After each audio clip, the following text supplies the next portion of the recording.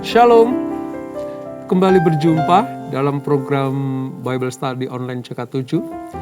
Hari ini kita akan melanjutkan pembelajaran kita, saudara, dari 1 Samuel pasal yang ke-16. Nah, mulai pasal 16 ini, ada satu nama tokoh yang masuk di dalam cerita sejarah kerajaan Israel. Nama itu adalah Daud. Seperti sudah ketahui bahwa sejak dari pasal 1 kelahiran Samuel, nabi besar Israel itu, sampai nanti Israel punya raja yang pertama kali namanya Saul, memulai dengan roh tetapi di tengah perjalanan menyakiti hati Tuhan, ketidaktaatannya, pelanggaran-pelanggarannya, itu membuat Tuhan menarik roh yang ada dalam diri Saul itu, roh Allah. Sehingga apa? Saul mulai hidupnya gak karu-karuan. Nah, Israel harus tetap punya raja, maka Allah mempersiapkan pengganti Saul. Namanya Daud. Di pasal 16 ini, nama Daud mulai muncul. Nah, kisahnya seperti apa? Mari, sebelum kita membaca, merenungkan, kita minta Tuhan mengurapi kita, supaya kita mengerti seperti apa yang mau Tuhan kita itu mengerti. Kita sembah Dia, saudara.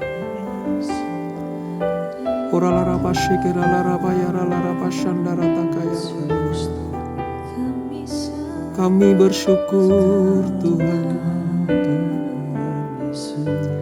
kami naikkan ucapan syukur kami buat kasih setiamu Bapa, buat kemurahan, buat kebaikan-Mu tak habis-habisnya, selalu baru setiap hari, setiap pagi. Iralara pashandalara takayara, inamataka shakaralara pashando. Jesus, Jesus.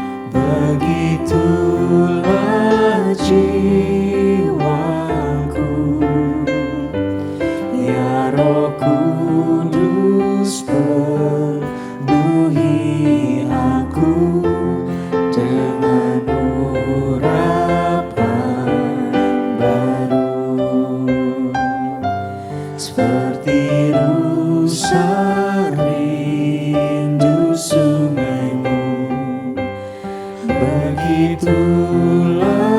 jiwaku. Ya Roh Kudus penuhi aku dengan urapan baru. Penuhiku, penuhiku dengan hadirat-Mu.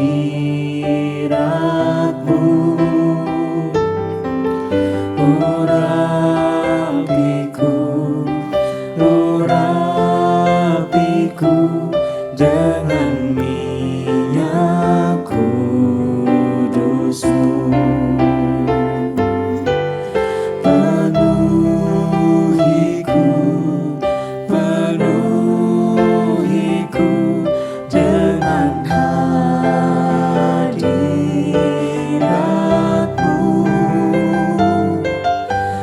Urapiku, urapiku dengan minyak kudus-Mu.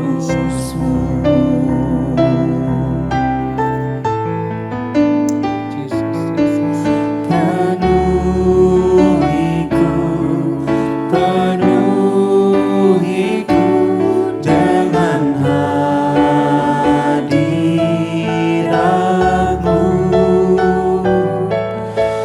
Urapiku, urapiku dengan minyak kudus-Mu. Penuhiku, penuhiku dengan hadirat-Mu.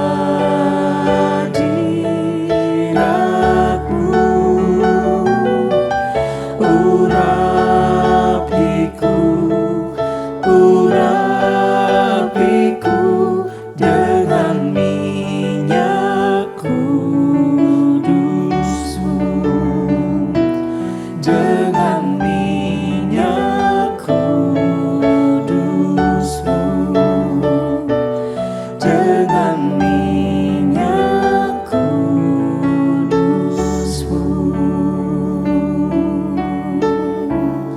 Urapi kami Tuhan. Haleluya Yesus Tuhan. Oh Yesus,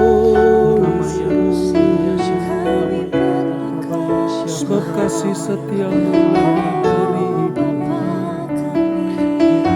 Roh Kudus, Roh Kudus, penuhi kami.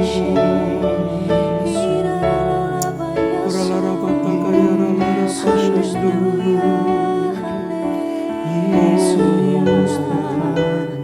Jamah kami Tuhan, jamah kami Tuhan, jamah kami Tuhan.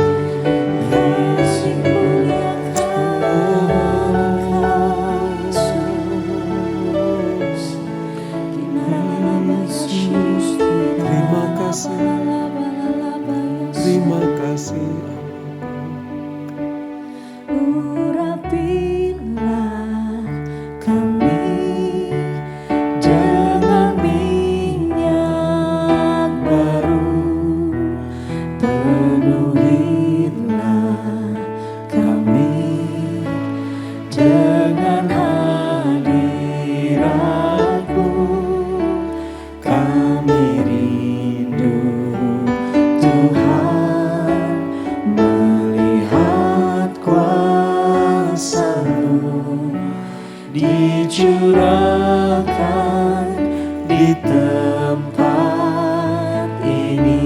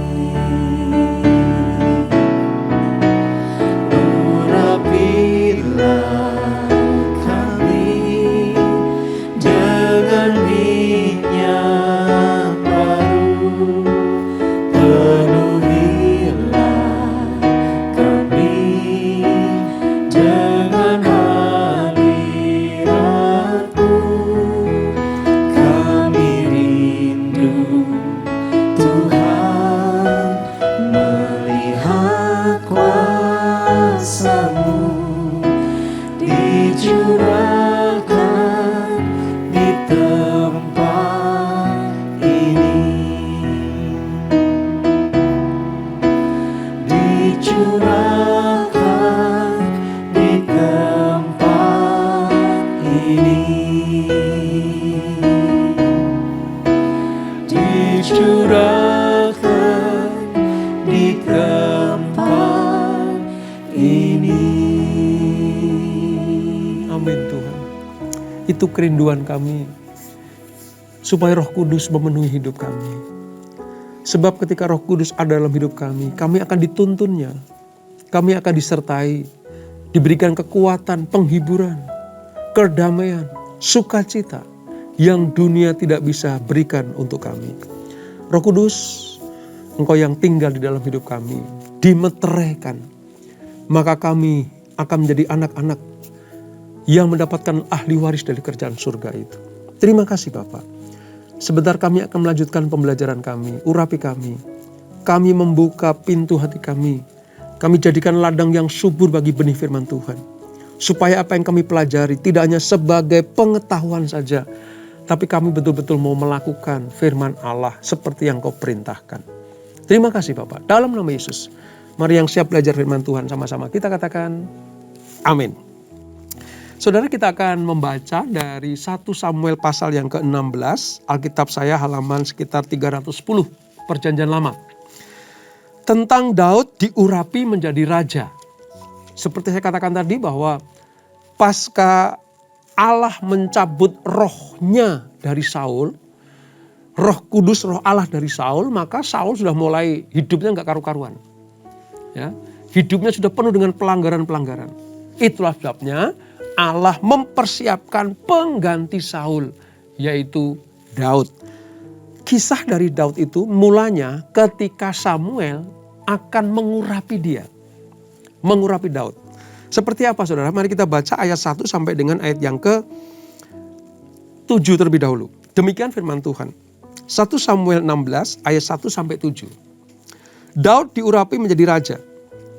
Berfirmanlah Tuhan kepada Samuel, berapa lama lagi engkau berduka cita karena Saul? Bukankah ia telah kutolak sebagai raja atas Israel? Isilah tabung tandukmu dengan minyak dan pergilah. Aku mengutus engkau kepada Isai, orang Bethlehem itu. Sebab di antara anak-anaknya telah kupilih seorang raja bagiku. Tetapi Samuel berkata, bagaimana mungkin aku pergi? Jika Saul mendengarnya, ia akan membunuh aku. Firman Tuhan, bawalah seekor lembu muda dan katakan, aku datang untuk mempersembahkan korban kepada Tuhan. Kemudian undanglah Isai ke upacara pengorbanan itu. Lalu aku akan memberitahukan kepadamu apa yang harus kau perbuat. Urapilah bagiku orang yang akan kusebut kepadamu. Samuel berbuat seperti yang difirmankan Tuhan. Dan tibalah ia di kota Bethlehem. Para tua-tua kota itu datang mendapatkannya dengan gemetar dan berkata, adakah kedatanganmu ini membawa selamat? Jawabnya, ya benar. Aku datang untuk mempersembahkan korban kepada Tuhan. Kuduskanlah dirimu dan datanglah dengan daku ke upacara pengorbanan ini. Kemudian ia menguduskan Isai dan anak-anaknya yang laki-laki dan mengundang mereka ke upacara pengorbanan itu. Ayat 6 saudara. Ketika mereka itu masuk dan Samuel melihat Eliab, lalu pikirnya, dalam hati Samuel nih pikirnya, sungguh di hadapan Tuhan sekarang berdiri yang diurapinya. Eliab itu anak paling besar dari Isai. Tetapi berfirmanlah Tuhan kepada Samuel, jangan pandang parasnya atau perawakan yang tinggi, sebab aku telah menolaknya. Bukan yang dilihat manusia yang dilihat Allah. Manusia melihat apa yang di depan mata, tetapi Tuhan melihat hati. Sampai di ayat 7 dulu saudara. Nanti akan kita lanjutkan pembacaannya. Nah, pasca Saul ditolak Tuhan sebagai raja Israel. Karena kemarin kita pelajari di pasal yang ke-15 itu ya. pelanggarannya banyak sekali. Berangasan, gak taat, gak sabaran gitu ya. Gak mau taat kepada Tuhan, gak mau dengar-dengaran apa nasihat Samuel. Padahal Samuel itu mentor rohaninya. Allah menolak. Ya. Nah, penolakan ini saudara membuat Samuel itu sedih. Kenapa? Karena anak rohaninya ini dan raja ini itu betul-betul ada dalam covering Samuel sebenarnya. Tapi karena berubah setia, lalu Allah menarik rohnya dari Saul, Samuel sedih. Karena ia merasa bertanggung jawab atas kejatuhan Saul. Ya, mentor rohani ini merasa bertanggung jawab karena raja pertama Israel ini tidak seperti yang Tuhan harapkan. Melenceng banget gitu. Nah, kesedihan Samuel itu sampai-sampai Tuhan berbicara kepadanya. Tuhan mengingatkan Samuel, ya, kenapa mukamu muram? Kenapa kamu sedih? Ya. Singkat cerita, Tuhan mengingatkan bahwa sebagai hamba Tuhan, ia harus memperhatikan kehendak Tuhan. Bukan membela orang yang berontak terhadap Tuhan. Ini prinsip pelayanan Samuel yang diingatkan Tuhan kepadanya. Ya, anak didikmu salah. Ya, anak rohanimu salah. Tetapi engkau tidak harus selalu fokus ke situ. Karena aku sedang mempersiapkan penggantinya. Ya. Engkau harus melihat kerangka besar Tuhan. Dibanding dengan kesalahan-kesalahan anak rohanimu, yaitu Saul. Itulah sebabnya Samuel diberi tugas untuk mengurapi pengganti Saul. Ya. Tadi diceritakan kita baca saudara, dia harus ke Bethlehem. Sebuah kota kecil ya, di mana Isai, bapaknya Daud dan keluarganya tinggal di situ. Tetapi problem terjadi saudara, masalah terjadi. Kenapa? Jujur Samuel mengakui ketakutan kalau sampai dibunuh Saul. Bagaimana mungkin aku datang ke Bethlehem mengurapi anak Isai, salah satu anak Isai, kedengaran Saul, selesailah saya. Kira-kira seperti itu. Di sini kita bisa melihat bagaimana kondisi Saul yang membahayakan orang lain. Karena bagi Saul nggak suka, sudah bunuh. Bagi Saul berseberangan musuh.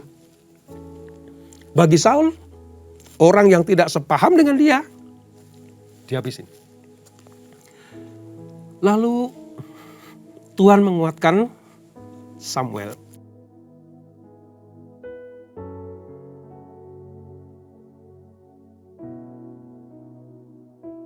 Tuhan menguatkan Samuel.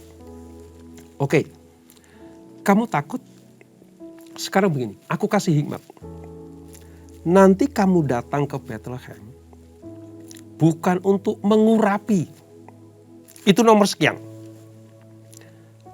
Kamu datang ke Bethlehem untuk membawa korban kepada Tuhan. Artinya upacara. Di Bethlehem jangan langsung mengurapi anak Isai. Bikin korban dulu, korban persembahan. Itulah sebabnya nanti Saul tidak akan melihat atau mendengar bahwa engkau sengaja akan mengurapi Daud. Ini sebuah hikmat dari Tuhan yang diberikan kepada Samuel. Nah, orang yang dipakai Tuhan saudara, itu pasti Tuhan kasih karunia, hikmat dan urapan roh. Betul saja. Begitu Samuel berangkat ke Bethlehem, lalu orang Bethlehem itu kumpul sampai bertanya. Mereka kaget dan gemetar kedatangan nabi besar ini. Ini bikin kabar selamat atau kabar penghukuman? Mereka tanya seperti itu tadi kan, katakan. Ya. Lalu apa yang dijawab oleh Samuel? Enggak, bukan masalah penghukuman. Ini masalah kabar baik. Ya. Aku akan membawa korban, mempersembahkan korban kepada Tuhan. Oleh sebab itu, kuduskanlah dirimu.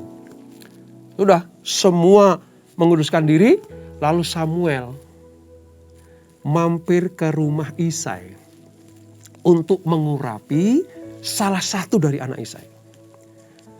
Nah ketika dia masuk ke rumah Isai, yang dilihat pertama kali siapa? Eliab.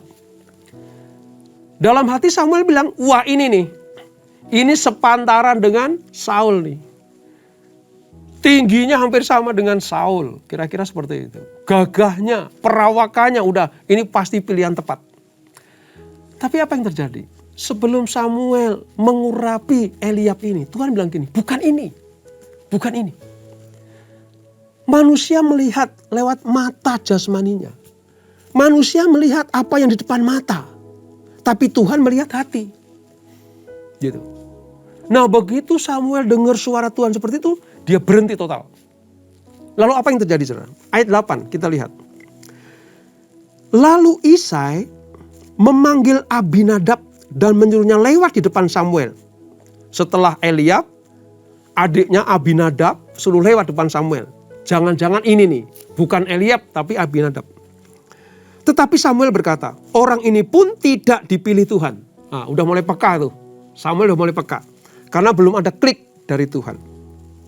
Kemudian Isai menyuruh Syama, anak yang ketiga, lewat. Tetapi Samuel berkata, orang ini pun tidak dipilih Tuhan. Demikianlah Isai menyuruh ketujuh anaknya lewat di depan Samuel. Tapi Samuel berkata kepada Isai, semuanya ini tidak dipilih Tuhan. Kepekaan Samuel sudah sampai kepada taraf dia bisa membedakan mana kehendak Allah dan mana yang bukan. Kenapa saudara? Karena Samuel diurapi oleh Roh Tuhan. Ia melakukan pelayanannya. Walaupun tadi dimulai dengan cara pandang mata jasmani. Tapi latihan itu dipakai Samuel untuk mulai peka dengan suara Allah. Bukan ini, bukan ini, bukan ini, bukan ini. Sampai 7 anak Isai lewat di depannya. Nah karena gak ada lagi, Samuel tanya kepada Isai, ayat 11. Lalu Samuel berkata kepada Isai, inikah anakmu semuanya?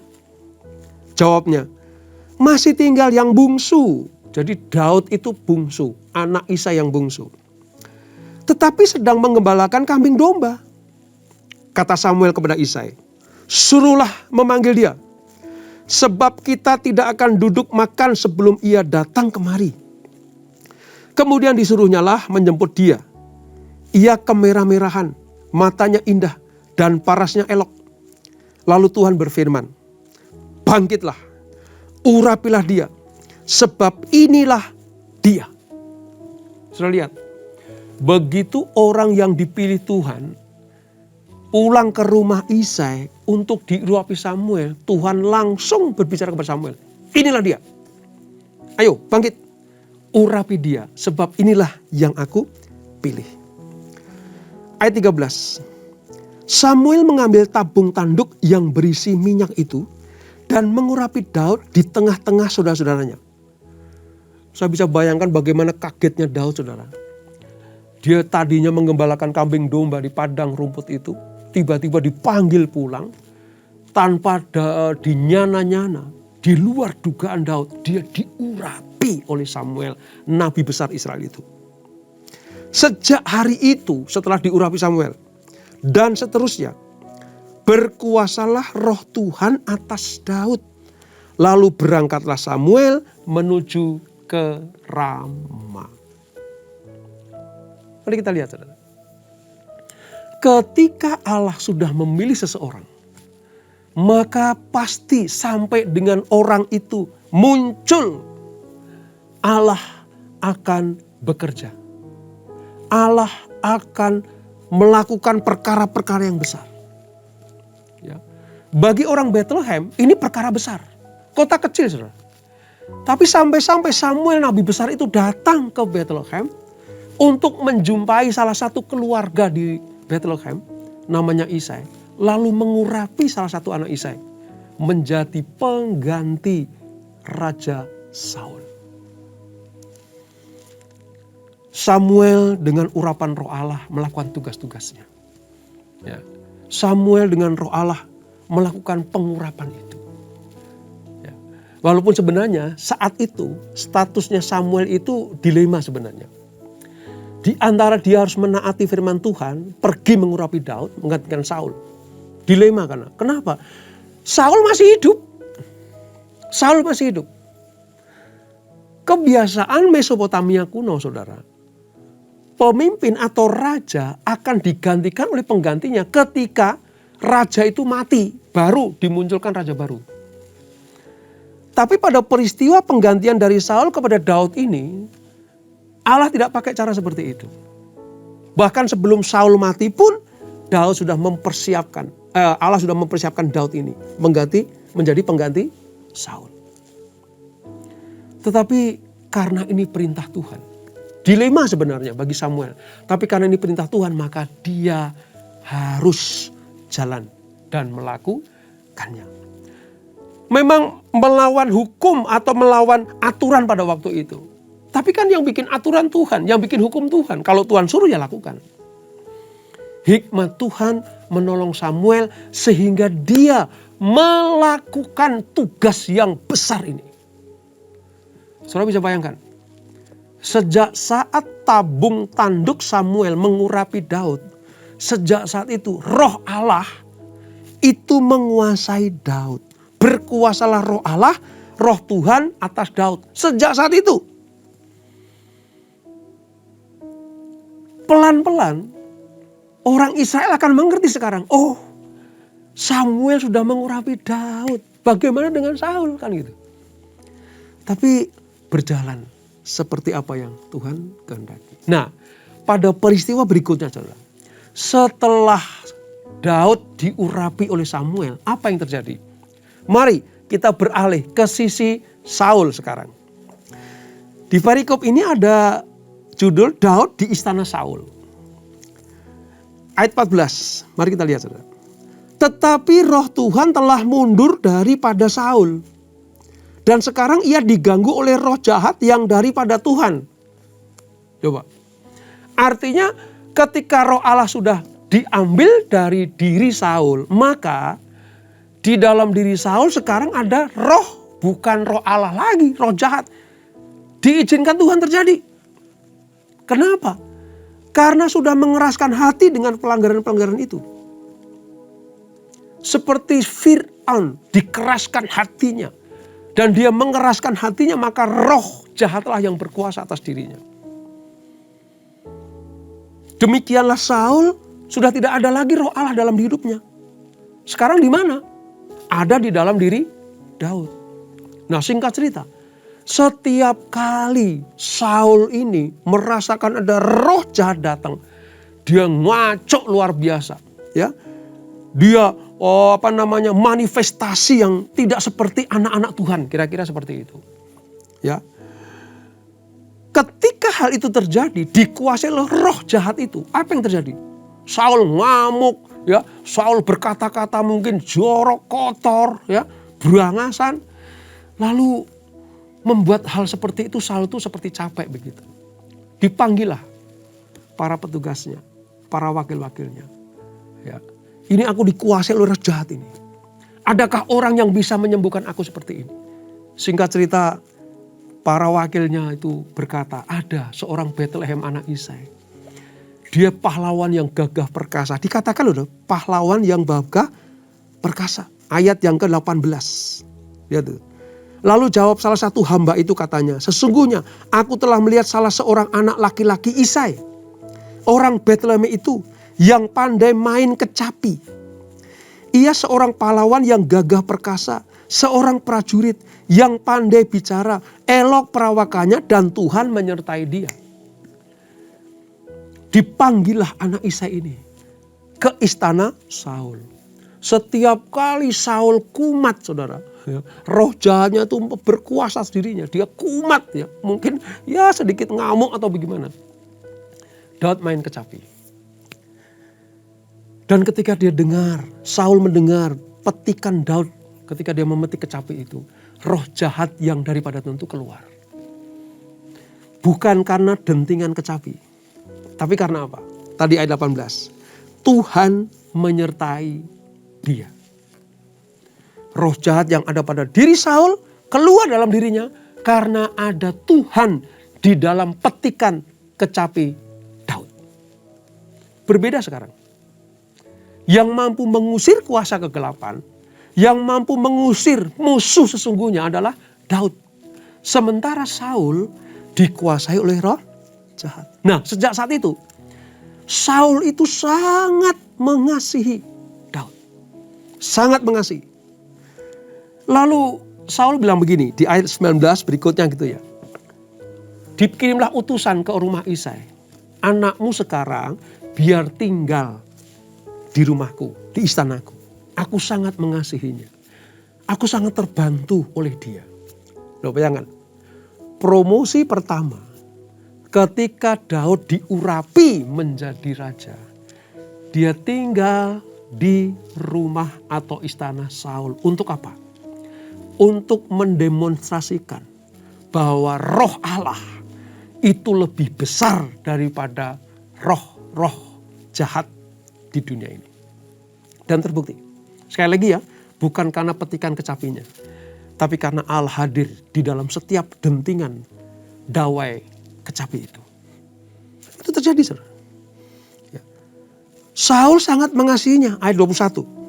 Demikianlah Daud sampai kepada Saul dan menjadi pelayannya. Saul sangat mengasihinya dan ia menjadi pembawa senjatanya. Lalu bayangkan itu.